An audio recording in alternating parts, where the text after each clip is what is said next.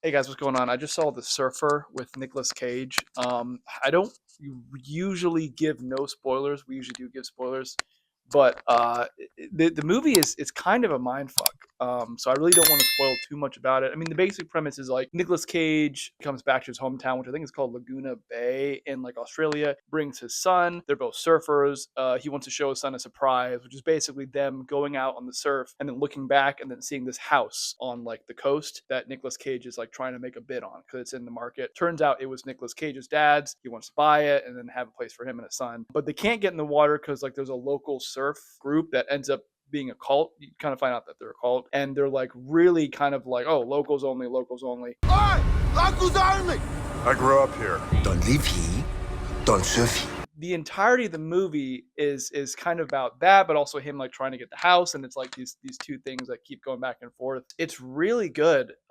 It does a great job of making you think like, oh, like, did this really happen? Is what we saw in the beginning really true? Is it accurate? Like, is he telling the truth? Is he seeing stuff? A lot of characters like kind of gaslight him in a weird way. So I don't know. It was it definitely was a little bit confusing at times. I would give it probably an 8.5 out of 10. Like it was good. Like it was, and it's really funny because this is the last movie.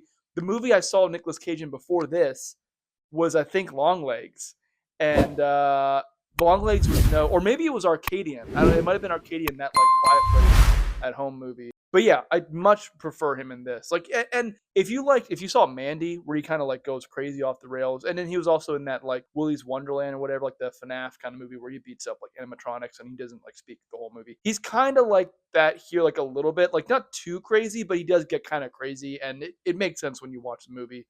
Um, but uh, but yeah, it was good. It was good.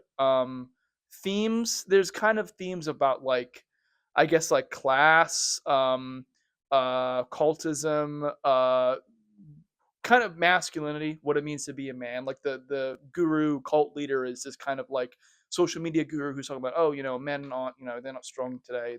They're weak and they got to learn, they got to do this stuff, and they got to suffer before they can surf, and like that kind of stuff. And he like they lean into that, and yeah, so um yeah, I mean those are really the main themes I picked up on. I would give it an 8.5. I mean, if you can still see it, I think it's been out for a while now. There's only one time that it was showing in a theater today. It was like 3 in the afternoon.